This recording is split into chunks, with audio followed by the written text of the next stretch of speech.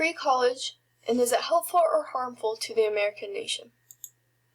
Alright, the first thing that's important to know is that college has increased 1,120% in only the last 30 years, and that the average cost for college, if a student goes in-state to a four-year college, is $40,000, which is quite a big chunk of money.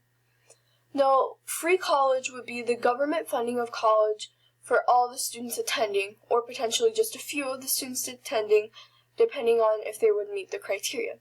Now, this idea for free college, per se, was popularized by the 2016 presidential candidate in the United States, Bernie Sanders, and one of his main campaign points was to make college free for everybody who wanted to attend.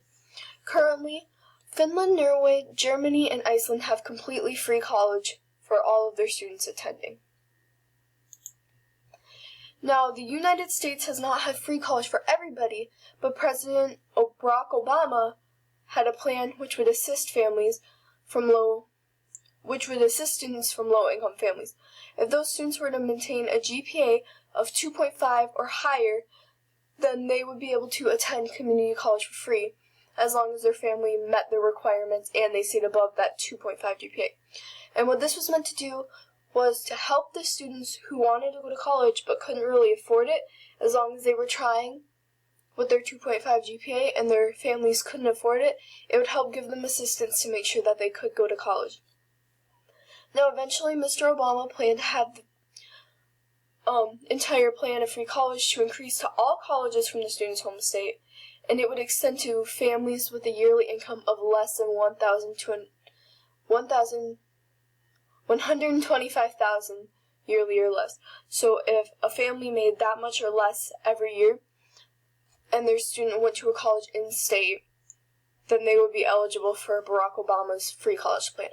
And this plan did not increase all the way there yet, but there were plans to, and it did happen for those who had a 2.5 GPA or higher and a low-income family. Now, here is a chart of the countries in the world with the highest education as of 2012 and as of 2014. And as you can see, in 2012, Finland was number 1 in the world for most education, and their college is completely free.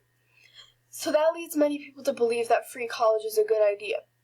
And you can see there's a lot that are not free, that are also higher up, but then there are some, like Canada, Netherlands, and Ireland, and New Zealand, who were still in the top 10, and they didn't have completely free college, but they had a lot of assistance.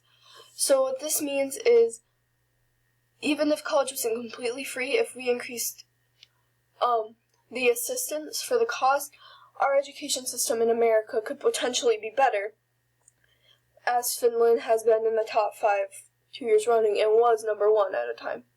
These little numbers next to it are their rank in the system and how it is scored. In 2014, the United States was ranked number 14 in the world for education with a score of 0.39. And then in 2012, we were even less. We were ranked 17th with 0.35.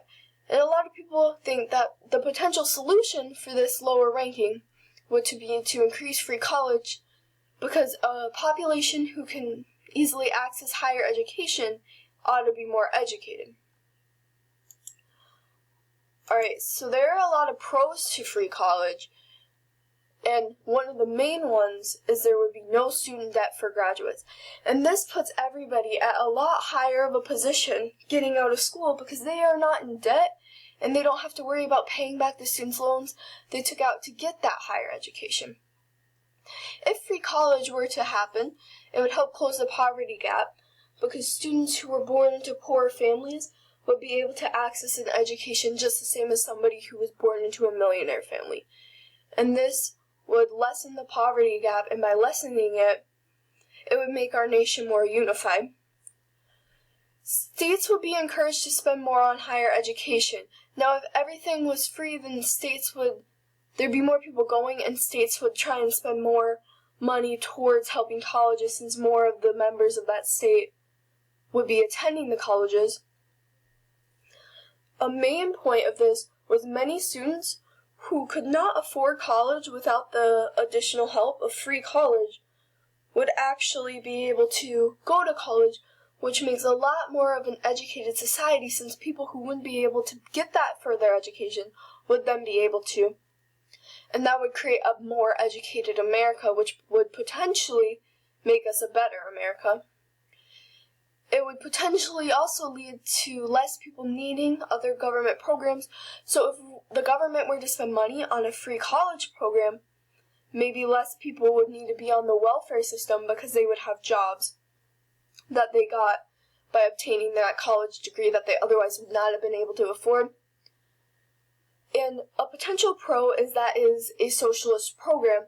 And America is a capitalist country, but a lot of people want to push for a more socialistic economy because that creates a more equal playing field for everybody. So for some people, being more socialistic is a pro. Now here are the cons of free college. The main con is the cost.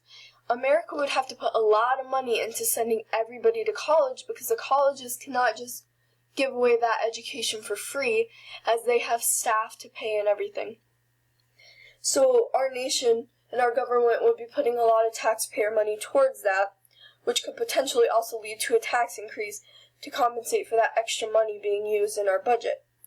There would definitely be less private universities because public universities would be the ones who would be giving away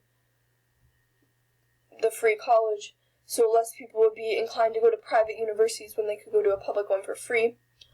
Students may not work as hard if this was a program, because many students who cannot currently afford to go to college work very, very hard during their high school career in order to be able to get scholarships to go.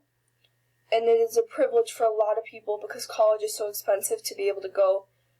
And many people may not treat it that way and may not work as hard because they are not putting their own money into it.